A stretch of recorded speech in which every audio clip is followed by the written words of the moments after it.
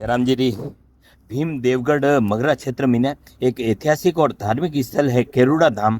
जटे की प्राचीन 300 वर्ष पुरानो यो प्राचीन मंदिर है। अटे 2 दिन रो अनुष्ठान धार्मिक अनुष्ठान वेवे और बड़ी संख्या में लोग अटे जुटे। और अटे चमत्कार है कि अटे भगवान रा लिए जो है रोट बनायो जावे, जनी ने धागाओं बांध्यो जावे और बनी ने आग पे चढ़ायो जावे, लेकिन धागो नहीं जले और पूरो रोट बनने तैयार हो जावे। अटे एक कुंड है जन मीने भरी गर्मी मीने अचानक रात मीने पानी प्रकट वेवे और पानी री जलधारा निकले।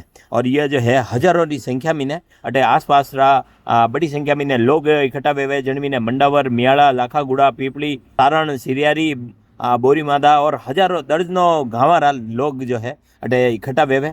10,000 अधिक श्रद्धालु अटे और महाप्रसाद ग्रहण कीधो। अटे विशाल भंडारो व्यो और भजन संध्या आयोजित हुई।